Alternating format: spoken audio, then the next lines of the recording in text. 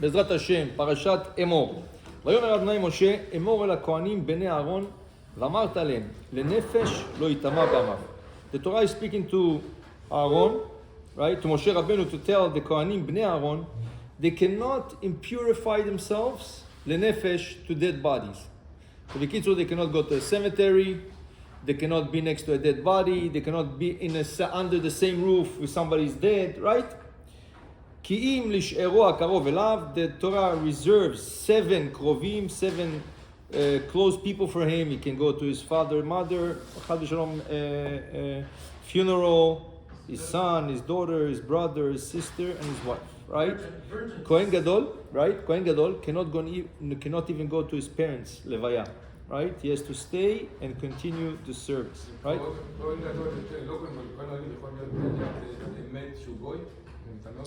לא, גם לא. טוב, בקיצור, the question is, we know that one of the biggest mitzvah of chesed is to take care of people that passed away. That's the chesed shel emet. That's the best chesed you can do, right? So over here, as if the Torah is taking away the possibility from the Kohanim to be mekayim the mitzvah of chesed, right? Yeah, they can do other chesed. They can give tzedakah. They can help people. Somebody of your neighbor needs help, right? It's already chesed for them. Yeah, but the biggest, so you're doing a living thing for people to have life and to be happy. And right. So you're going to bury but them always in mitzvot, in tzedakah, the Rambam says there's 8 levels of tzedakah. What's the highest level of tzedakah? The highest is to find somebody a job, not to give him money. Find somebody a job. Why? Because you're not embarrassing him. He's making his own money and he feels good, right? Then there's levels. He doesn't know who he gives it to. The person doesn't know who gave it to. Or he knows who he gave it to. The other person doesn't know. 8 levels, right? But always in mitzvot, we're trying to aim to the highest level, right? The highest level of chesed is with dead people. Yeah, there's a lot of ways to do chesed, right? You can help people, you can help. But the highest way of chesed is to take somebody passed away, right? Not even wait for a return, right? You don't even expect a return from him. He's gonna, right? Once he's on the ground, he doesn't. And the Torah says, "Lenefesh lo yitamah be'amav." You know what? He cannot do chesed. Why? Why are you taking off a possibility from the Kohanim, which are considered one of the highest level, right, in the Jewish people, right? Why are you taking away this opportunity from them? So from here, right, we're going to have to learn a yesod, right, that if a Torah takes away something from you, it's to give you something better. The Torah never takes away.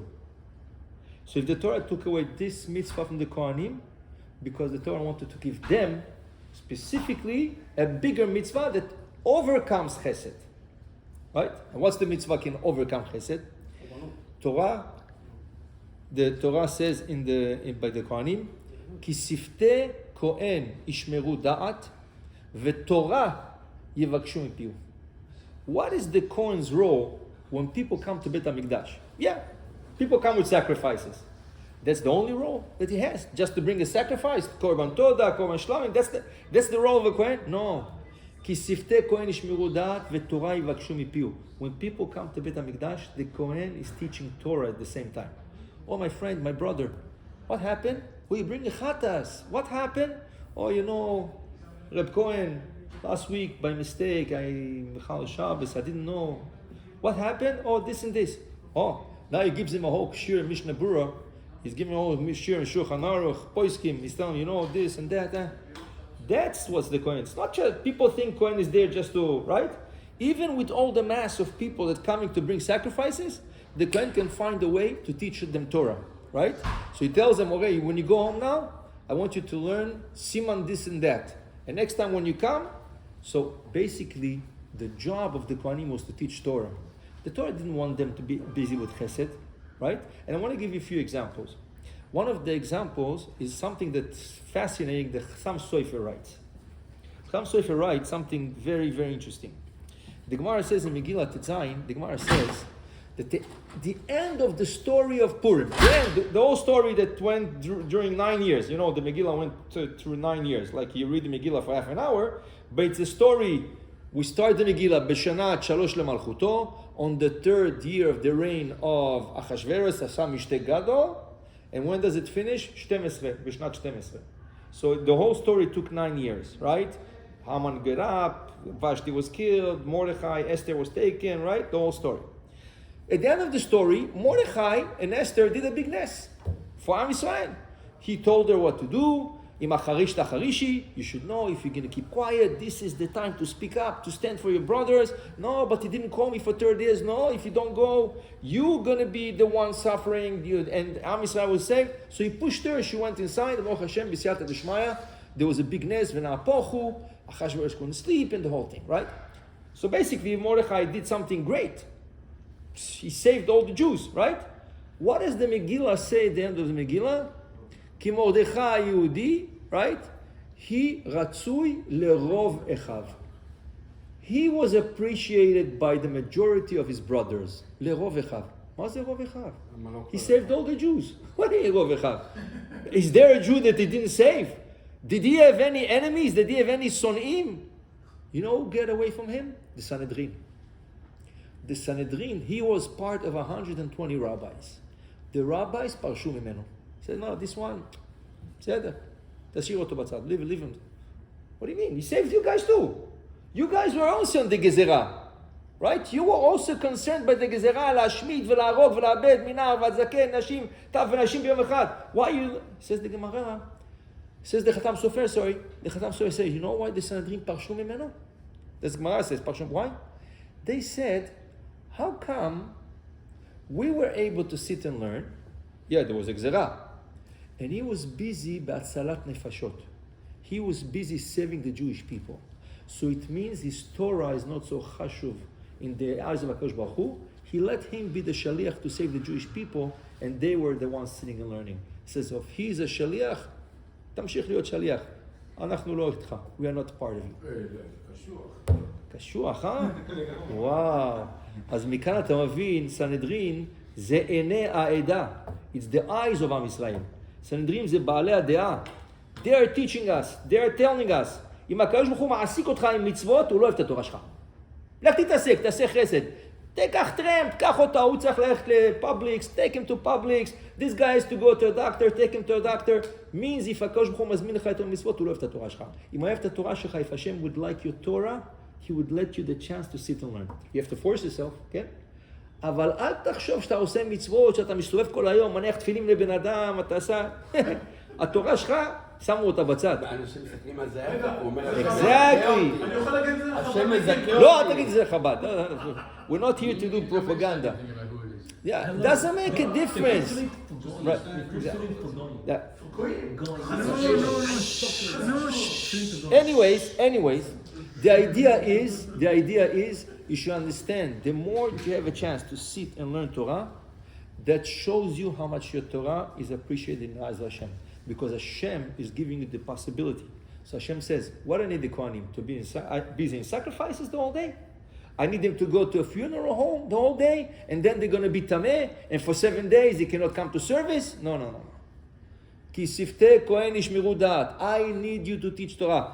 Chesed im amitim, let Chevra Kadisha take care of it. Let other people take care of it. You are the ones teaching people to study Torah. I want you to sit and learn. Right? So the Chassam Sofer brings down another interesting thing. There's a midrash that says, if you look in Sefer Vayikra, the beginning of Sefer Vayikra, what is Sefer Vayikra? Korbanot, right? If you look at Sefer Vayikra, it says in the beginning of the book, it says, וערכו בני הכהנים את האש. בני אהרון הכהנים, they have to set the fire on the mizbeach. They have to receive the blood. So if you look in Sefer Vayikra, all the service of the Kohanim, by the Korbanot, it says, בני אהרון הכהנים, בני אהרון הכהנים. comes משה רבנו, בא המדרש, comes משה רבנו, אומר, למה אתה לא אוהב את אהרון? השם, you don't like אהרון? Why is it בספר ויקרא, you're talking about בני אהרון, ואהרון, מה איתו? מה קרה עם אהרון? מה, שכחת אותו? Oh, maybe because he did חטא העגל, maybe because he did the sin of the עגל, you put him aside when it comes to ויקרא, right? Where does Hashem start mentioning Aaron? The next parasha. צב את הארון, זאת תורת העולה, היא העולה על המוקדה למזבח. צב את הארון. Only there start mentioning him. סמך חסם סופר. Moshe Rabbeinu is complaining for his brother. Why? Right? What's the answer? השם אומר למשה, לערוך את האש. אהרון צריך לערוך את האש. To take the blood and spritz את המזבח, הוא צריך לעשות, he has to do that. I have better service for him. Let him sit שילמד תורה. אני לא צריך את הסרוויס שלו. יש בני אהרון, שהבנים שלו יטפלו בזה. צריך כהנים, you can do it only with the Kohen, you cannot have other people, so let his son take care of it. But him, his Torah is very precious for me. So I prefer him to sit and learn Torah. Where do we find this yesod? We find the Gemara Shabbat. In the Gemara Shabbat, it says that David HaMelech is asking Hashem when he's going to pass away. So Hashem omer lo, I cannot say that. So Hashem, tell me the day of the week. The day of the week. So he told him Shabbat. So what does David HaMelech say to Hashem? Sunday. Please Hashem, do it Sunday. So no, I cannot. Once the Shlomo HaMelech has to take over you, I cannot push it one day more. En malchut nogat bechaverta kim lo nima. You cannot. Okay, so David HaMelech prefers to pass away Friday, right? לא לחלל שבת. למה שבת? לחלל שבת. It's Friday. אבל לא הגיע, לא ענה. What does Hashem answer? כי טוב יום בחצריך מאלף. One day that you sit and study Torah, you're going to study Torah this Shabbat, right? Because Shabbat, since he knew he's going to pass away Shabbat, he sat and he learned the whole Shabbat, right? כי טוב יום בחצריך. Coming and hearing your Torah that you are learning on Shabbat, מאלף עולות שיקריב לי שלמה בנך. I don't want the korbanot of Shlomo HaMelech. I want your Torah. One day of Torah of David HaMelech is much better מאלף עולות של שלמה המלך. You see איך הקדוש ברוך הוא מתענג, how he enjoys and he has satisfaction when a Yid sits and learns Torah, right? And it gives nachat ruach to Hashem. I said it over, but I think it's nogea to this, right? The Belzerov, he was sitting in Bet HaMidrash. He had a minhag that Friday night after the Tish, he goes to Bet HaMidrash to learn 12 o'clock at night. One time he came to Bet HaMidrash and he heard such a sweet voice going over a Gemara and repeating and the Shakla and Tarya. So he's looking and he sees a boy that he never saw. He didn't want to disturb him, but he couldn't learn. He tried to learn, he couldn't learn. The voice was so sweet. So he was sitting there for 2 hours, and the boy was singing the Gemara, learning the Gemara, going over the Gemara. When he finished, the Rebbe went over to him. Shalom Aleichem, Aleichem Shalom. Says, oh, you're new in town? He says, no, my parents live here in town. How come I never saw you? He says, Rebbe, he was drafted to the Russian army. So that's why the Rebbe didn't saw him. So he says, what are you doing here today? He says, because I asked that they should give me off on Shabbat, and they refused. But then I asked again, and they told me, if you want to be off Shabbat from the army service, you have to work double in the weekday, and we can give you Friday and Shabbat. Go home. He says that he accepted. He told him, Rebbe, you don't understand. Working in the Russian army is Gehenna. Working double is Gehenna. I was willing to do that to be able to sit and learn Gemara on Shabbat. Coming here and learn Gemara. So the Rebbe looks at him, he says, you know what? Because of you, Mashiach is never going to come.